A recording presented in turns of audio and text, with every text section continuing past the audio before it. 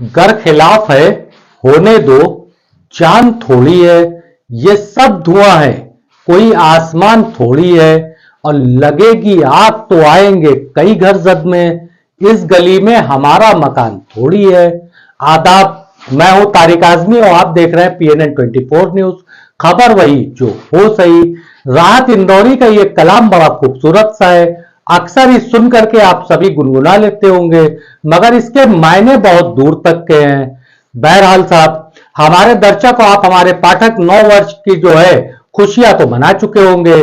चलिए साहब, अंग्रेजों के इस 9 वर्ष की हिंदी में हम भी आपको हार्दिक शुभकामनाएं प्रदान करते हैं। आते हैं मुद्दे की बात पे। मुद्दे की बात यह है कि इस 9 वर्ष का सबसे बड़ा वाराणसी की जनपद की जनता को तोहफा दिया है, तो वो वाराणसी कमिश्नरेट पुलिस ने दिया है।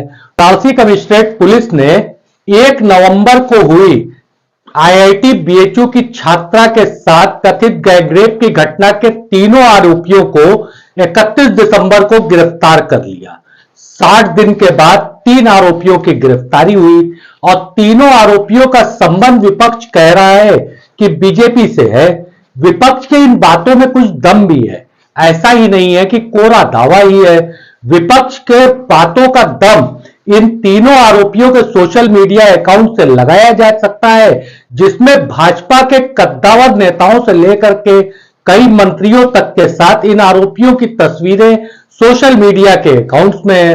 गिरफ्तार आरोपियों में कुणाल पांडे, जो ग्रेजुएट है और ठेकेदारी का काम करता है, उसके ससुर खुद भाजपा के पार्षद हैं, और कुणाल पांडे जो आरोपी है वो खुद भी भाजपा में एक बड़ी पैठ होने की वजह से चुनाव लड़ने की तैयारी कर रहा था। BHU के सुंदरपुर इलाके में, BHU के पास लंका के सुंदरपुर इलाके के सबसे पॉश कॉलोनी माने जाने वाली ब्रिज इनक्लेव का रहने वाला है। वही दूसरा आरोपी बजडिया का निवासी है और इसके फल वगैरह की दुकानें हैं। बजडिया का निवासी सक्षम पटेल हिंदू युवा वाहिनी का कभी नेता रह चुका है और भाजपा के एक विधायक से इसके करीबी संबंध होने के दावे किए जाते हैं। ये दावे विपक्ष अगर कर रहा है तो उसके पास भी इसके कई आधार हैं। वही तीसरा आरोपी आनंद उर्फ अभिषेक, आनंद उर्फ अभिषेक के ऊपर स्थानीय मारपीट का और छेड़खानी का एक मुकदमा पहले से भी दर्ज है। इसके पिता पावरलूम चलाते हैं। सक्षम पटेल और आनंद उर्फ अभिषेक को देखें तो बेरोजगारी के तरीके से इनके हालात हैं और बहुत सक्षम परिवार तो नहीं है दोनों का। मगर कुणाल पांडे का परिवार एक पॉश इलाके में रहता है, सक्षम परिवार है। अब विपक्ष लगातार इस मामले को लेकर के बीजेपी के ऊपर हमलावर है कि आरोपियों के घर पे बुलडोजर कार्रवाई कब होगी।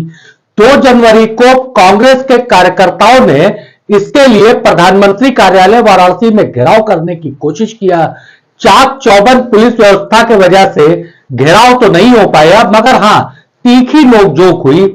वैसे तो मैं अमूमन बताता चलूं कि मैं बुलडोजर के इंसाफ के कहीं से भी समर्थन में नहीं हूं।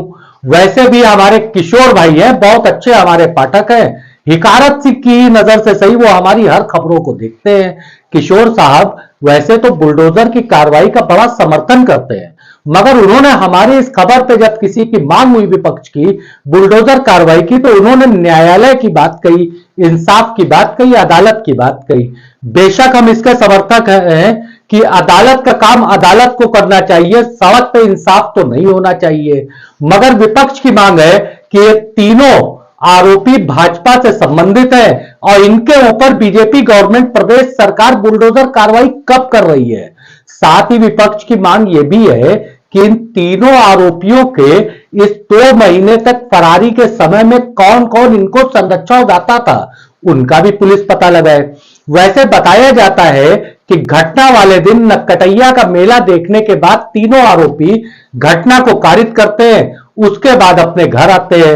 मगर जब BHU के छात्र छात्राएं आंदोलनरत हो जाते हैं तो इनको थोड़ा डर लगती है और ये मध्य प्रदेश जाकर के चुनाव प्रचार करते हैं। ऐसा हम नहीं कह रहे हैं, ऐसा पुलिस अपने प्रेस नोट में भी बता चुकी है।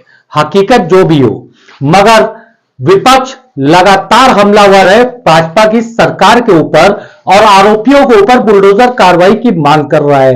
इसी क्रम में वाराणसी के वरिष्ठ समाजवादी पार्टी के नेता अतार जमाल लारी ने कई गंभीर आरोप सत्ता के ऊपर और प्रशासन के ऊपर लगाए और उन्होंने बुलडोजर कार्रवाई की मांग किया है। देखिए अतार जमाल लारी के लगाए हुए इन आरोपों को।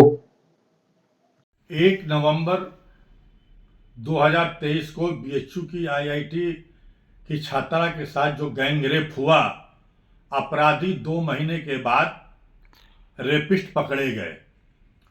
पुलिस को ये जानकारी थी और हम लोगों ने भी शुबा जाहिर किया था कि वो ज़रूर रेपिस्ट जो है कहीं न कहीं भाजपा से जुड़े हुए हैं।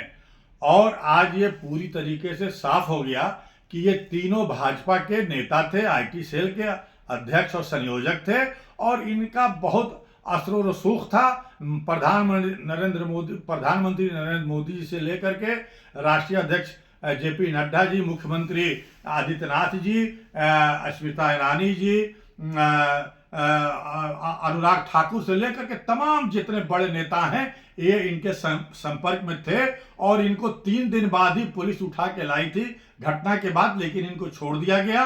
और फिर उसके बाद बीजेपी का दबाव पड़ा इसलिए कि कहीं चुनाव जो 5 राज्यों में हो रहे हैं उस पर असर न पड़े, इनको जो है गिरफ्तार नहीं किया गया।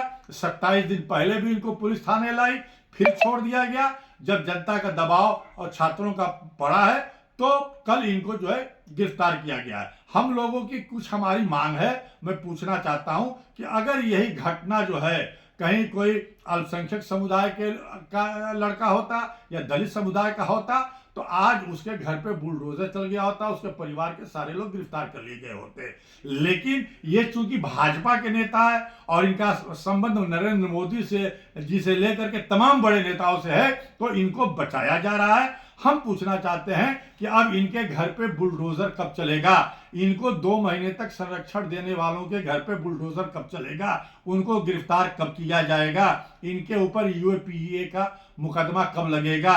इनके पुलिस ने इनका रिमांड लेकर के इनसे पूरी साजिश की जानकारी क्यों नहीं ली? इनको फांसी की सजा कब होगी?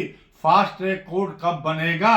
ये तमाम मांगे हैं। जनता चाहती है कि सरकार और भाजपा के नेता इसके ऊपर जवाब दें और लगातार इस देश में महिलाओं के साथ जो अपराध हो रहा है, बेटी बचाओ बेटी पढ़ाओ का नारा देने वाले लोग खुद भाजपा के नेता शोषण कर रहे हैं महिलाओं का, छात्रों का, चाहे कठुआ हो, चाहे अंकिता भंडारी का मामला हो, चाहे देश में जितने भी मामले हो रहे हैं उसमें भाजपा के लोग ज्यादातर शामिल हैं। हम इनसे यही सवाल करना चाहते हैं कि ये कब इनके खिलाफ कार्रवाई होगी, बुलडोजर चलेगा और जिन लोगों ने संरक्षण दिया है उनके खिलाफ भी कार्रवाई होनी चाहिए। यही काशीवासी, उत्तर प्रदेश की जनता और पूरा देश की जनता ये जानना चाहती है और ये देखना चाहती है। और इंडिया गठबंधन के नेताओं से भी हमारी मांग है कि एकजुट होकर के इसके खिलाफ एक मजबूत लड़ाई सड़क पर लड़नी पड़ेगी।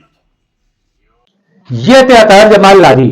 एक बार फिर हम साफ करते चले और इस बात को एकदम न्यायसंगत बताते चले कि हम ये उम्मीद करते हैं कि अदालत का काम अदालत को करना चाहिए, ना कि इंसाफ सड़कों पे होना चाहिए। कुणाल पांडे, सक्षम पटेल और आनंद उर्फ अभिषेक आरोपी हैं, दोष सिद्ध नहीं है। हाँ, बेशक हम ये भी कहते हैं कि ऐसे आरोपियों के ऊपर फास्ट ट्रैक कोर्ट में ट्रायल होना चाहिए और ट्रायल के बाद जल्द से जल्द सजा होनी चाहिए। हमारी ऐसी ही खबरों के लिए जुड़े रहे आप हमारे साथ। आप हमारे चैनल को सब्सक्राइब करें, बेल आइकन बजाना ना भूलें। हमारा वीडियो अगर आपको पसंद आता है तो आप वीडियो को लाइक कर सकते हैं और आपके कमेंट की हमको प्रतीक्षा रहती है। हम अपने जो है किशोर भाई के भी कमेंट की प्रतीक्षा करते हैं कि सोशल मीडिया के अन्य प्लेटफॉर्म के बजाय आप इस पे भी कमेंट कर सकते हैं। हम आपके कमेंट का स्वागत करते हैं और हम आपकी बड़ी इज्जत करते हैं कि हिकारत से ही सही, कम से कम आप हमको देखते तो हैं। मैं तारिक आजमी, अल्लाह हाफिज।